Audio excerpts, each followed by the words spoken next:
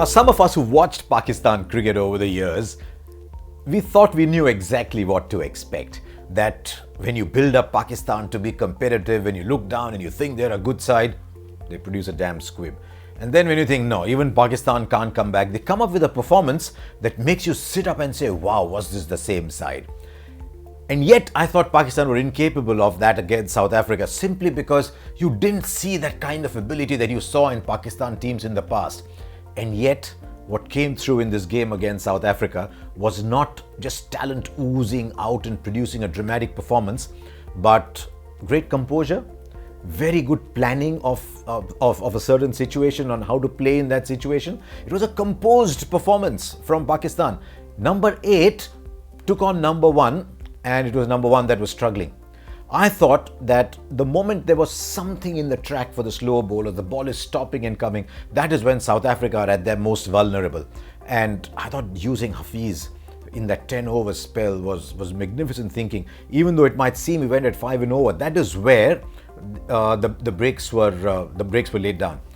And South Africa just did not have anybody who would say, right, stay with me, I'm going to take you to 250. I actually think 250 would have been enough on that track against Pakistan. And well as Miller played, well as Morris played, 2 on 9 meant that all Pakistan had to do was stay above Duckworth Lewis. They left out Ahmed Shehzad, remember? And the other opener, Fakhar, gave them a really good start. But I thought at 42 for 2, they were extremely vulnerable. Now, a lot of Pakistan fans would have said, Hafiz and Babar Azam played very slow. No, they didn't. They knew that another wicket or two there and there would be a landslide. Pakistan were gone. And I thought they actually played it remarkably well. And then when Shoaib Malik came in, he ensured that they were constantly above Duckworth Lewis. So it was a very fine, composed performance by Pakistan. What it does now is it puts South Africa's chances of qualifying in peril. And suddenly there's a different South Africa, a vulnerable South Africa that will take the field against India. Pakistan have to beat Sri Lanka, of course. Now, who knows? After today, everyone thinks, wow, Pakistan are going to steamroll Sri Lanka, and you don't know which Pakistan will turn up. But this is, by some distance, the best, the most competitive, the most tactically astute match of this year's Champions Trophy. And now, suddenly, the tournament is alive, the pool is alive.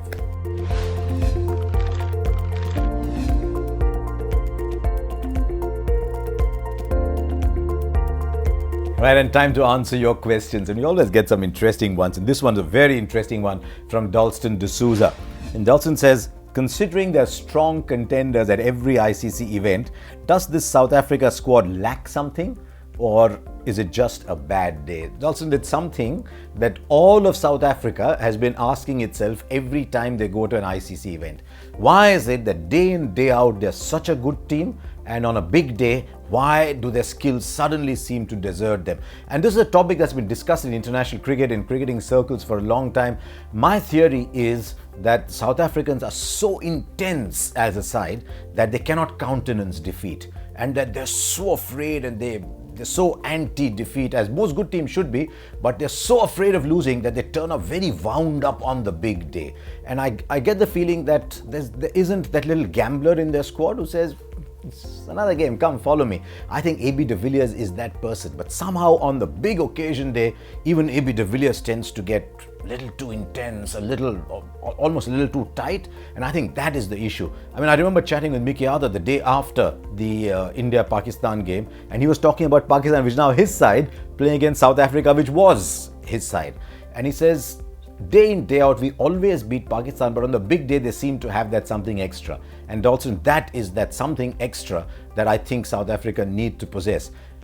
Maybe they're just worried. My gut feel is that this outstanding collection of people will not be around post-2019. So maybe they're too wound up, but who knows? It was just one game. I would now like to see which South Africa turns up when they play against India. But Dalton, keep that in mind when you watch India-South Africa.